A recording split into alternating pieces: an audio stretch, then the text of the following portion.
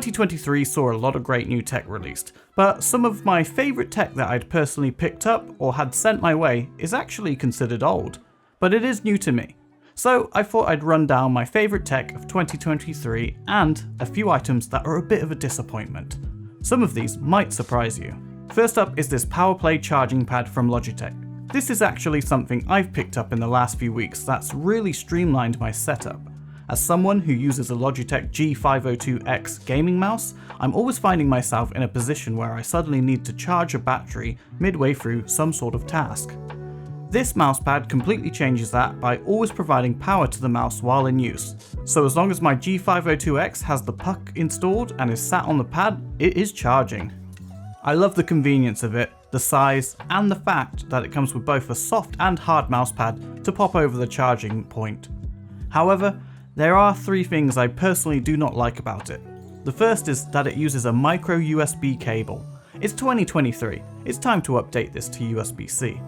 The second is that I wish this box at the top, which provides the wireless connection and power to the pad, was detachable so I could place it on either the left or right hand side. And finally, this isn't necessarily an issue with the mousepad, but Logitech as a company in general.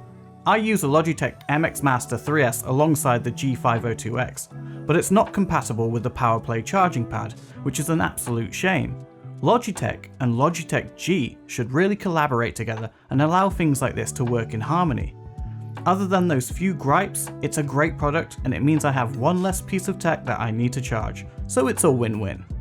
Next up is an item featured in my dark mode tech video. It's the simplest of products and the least exciting considering what else is being shown in this video, and it's this blower from Hoto. It's so powerful at cleaning rubbish out of small spaces and hoovering up your desk and keyboard that it's become an item I use daily. It's got so many uses for such a small item.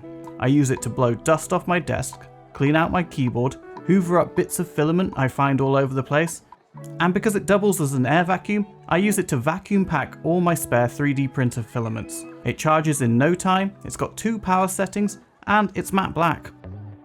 One useful but somewhat expensive piece of gear I've come to love this year is the generic Apple MagSafe puck. I'm all in on the simplicity of how this works. Wireless charging is incredible, but it's not actually that convenient when you think about it. If your phone is running low on juice, you can't just pick up your wireless charging pad, can you? So this is a nice 50-50 bridge between using a regular cable and a wireless charging pad. The perks of this is that you've got a solid locked-in fit with a fairly fast charging speed, and you still have access to that beautiful USB-C port on the bottom of your brand new iPhone. This next large item is one of frustration.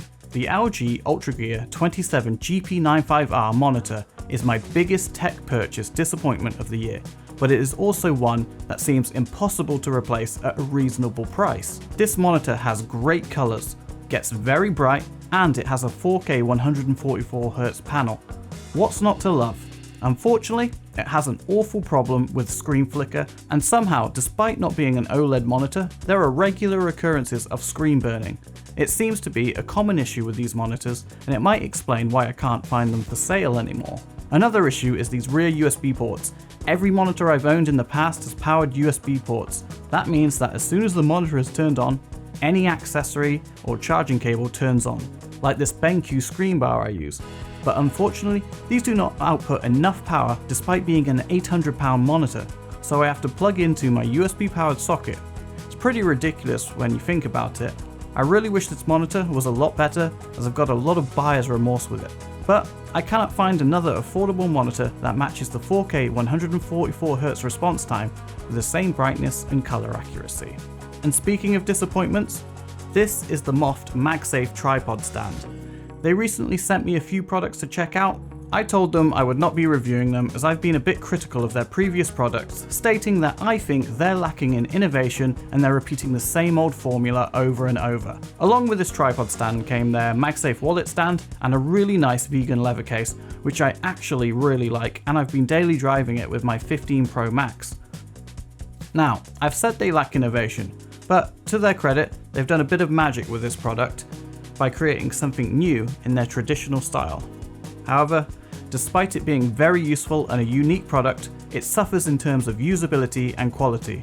So before I tell you the reasons I dislike this product, I'll tell you what it actually does. It sticks to the back of your MagSafe phone, folds out into a tripod so you can use it for filming. It's pretty cool, right? Well, it's just a shame that this hinge is so awful that there's a huge gap in play between some of the points. It's smooth and then suddenly it's snappy. It's also not the most stable of products, so fingers crossed that Mofed can sort this out, because with a simple bit of quality control, these issues could be ironed out, because this could be a very useful accessory for the iPhone if it worked properly. 3D printers are awesome, and I was originally too afraid to jump in and risk spending a lot of money on one. Fortunately, a contact I had at one brand moved over to AnkerMake and reached out and asked if I'd like to try one. The AnkerMake M5C is a very affordable, super easy to use and fun product for anyone who's experienced, or like me, is brand new to 3D printing. It's really opened up a world of opportunity in terms of inspiring me to try and design items that I could use every single day. There's also a free market of amazing designs and useful objects that other creators have made, so there's almost something for everyone, from your desk accessories to storage, kitchen utensils, tools, and so much more. 3D printers are really cool, and even if you don't choose this one, it's really hard to go wrong these days, as there is so much information out there on how to troubleshoot any situation. And if you want to see some fun ideas to print, check out my last video where I 3D printed a whole load of Apple accessories. Admittedly, they're not perfect prints, but as a beginner, I was very happy with what I did. And somewhat tied into the 3D print side of tech, I love this small HomeKit enabled security camera I purchased from UFI. Why did I buy this? Well, 3D printing can take an awful long time, and if something goes wrong while I'm away from the printer or out at work, it can get extremely messy. So I wanted an affordable home camera that I could set up, which worked with HomeKit to monitor my prints while out. It has a 2K feed if you use the UFI app, or 1080p if you're using HomeKit. I can access the feed from anywhere in the world with an internet connection, which means I can cancel or pause a 3D print at any time from anywhere. For the price I paid at £28, I can't express how useful it has been and how good the quality is for such an affordable piece of tech. Most HomeKit accessories have a huge Apple tax on them or require some sort of hub to work with the Apple ecosystem, so it's nice to see something like this at such an affordable price. Almost every single modern tech device these days runs off batteries, so we have to charge them. Usually we need something large like this USB charging brick, but I recently bought this tiny U-Green 45-watt USBC dual port charger. For charging anything like your Apple Watch, iPhone, or even a MacBook Pro overnight, it's perfectly fine.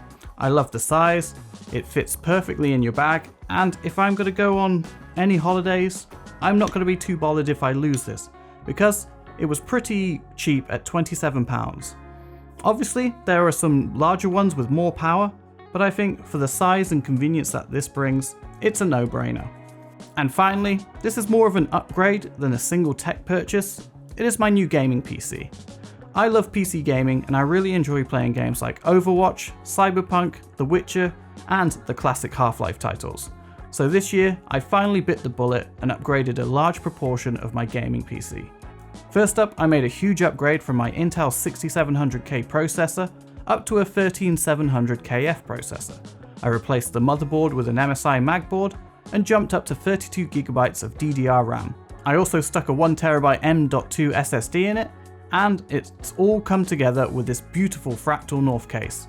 This has improved performance in gaming so much compared to my old setup, and I can get consistently high frames per second in 4K on almost any title I play.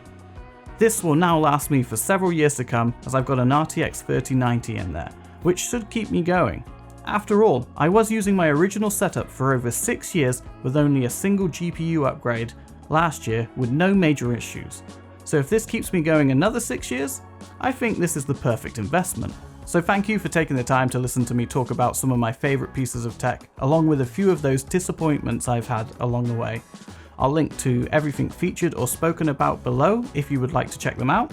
If you do buy anything with those links, it helps fund the channel, which means I can keep making videos. Thank you so much for watching.